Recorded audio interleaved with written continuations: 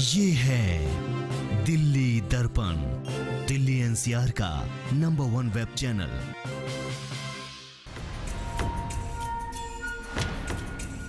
दिखाई दे रहा ये नजारा बल्लभगढ़ के राजा नाहर सिंह महल का है, जहां जिले के किसान सरकार के खिलाफ अपनी अगली रणनीति के बारे में चर्चा कर रहे हैं। दरअसल वर्ष 2008 में कांग्रेस सरकार में बल्लभगढ़ में आईएमटी विकसित करने के लिए 5 गांवों की जमीन का अधिग्रहण हुआ था, जिसमें सरकार ने किसानों से उन्हें जमीनों का मुआवजा देने के अलावा एक परिवार को नौकरी तथा एक किसान को रिहायशी प्लॉट देने का वादा किया था। लेकिन सरकार ने मुआवजा तो दिया पर नौकरी नहीं। बाद में किसानों ने मुआवजा बढ़ाने की मांग की तो सरकार ने बढ़ा हुआ मुआवजा देने का वायदा तो कर दिया, लेकिन कोर्ट के आदेश के बाद भी मुआवजा नहीं मिला। किसान संघर्ष समिति के किसानों की माने तो इस तरह की मांगों को लेकर वो अनिश्चितकालीन धरने पर चले जाएंगे। हरियाणा सरकार ने 2008 में हमारे 5 गांव की जमीन आईएमटी विकसित करने के लिए की थी।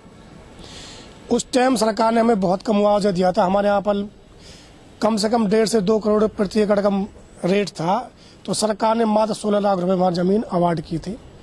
उस बात को लेकर के सभी किसान जो है हाई कोर्ट पहुंच गए थे, तो हाई कोर्ट ने हमारा मुआवजा बढ़ा दिया था और सरकार को आदेश दिया था कि इस रेट से 22-30 के हिसाब से इनको मुआवजा दिया जाए।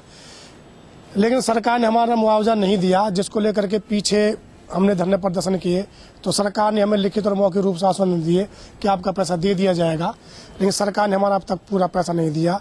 इसको लेकर के आज हमने प्रेस कॉन्फ्रेंस की है, जिसके जरिए हम सरकार से अपने मैसेज भेजना चाहते हैं कि कल 17 तारीख से अपना धरना शुरू कर रहे हैं। तो सरकार ने हमारी मांग अगर नहीं मानी तो हम फिर आगे की रणनीति धरने के द्वारा तय करेंगे। कि पिछली सरकार थी कांग्रेस की, उसने किसानों को एक बहुत बड़े छलावे के साथ करोड़ों की जमीन का मात्र 16 लाख रुपए मुआवजा दिया था। इसको लेकर के पिछले सरकारों के खिलाफ 8 महीने लगातार इन्हीं किसानों ने एक बहुत लंबी लड़ाई लड़ी थी और सरकार को झुकना पड़ा और हमारी मांगों को माना गया। लेकिन सरकारें बदली जाती हैं, इसीलिए बदली जाती हैं कि पिछली सरकार काम नहीं कर रही है तो आने वाली सरकार को लाया जाता है, इसीलिए पिछली सरकार यहाँ से गई। दिल्ली दर्पण टीवी के लिए फरीदाबाद से मनोज सूर्यवंशी की रिपोर्ट। लेटेस्ट खबरों के लिए सब्सक्राइब करें हमारा YouTube चैनल या फिर लॉग ऑन करें www.delhidarpantv.com। खबरों की कवरेज और विज्ञापनों के लिए संपर्क करें इस नंबर पर।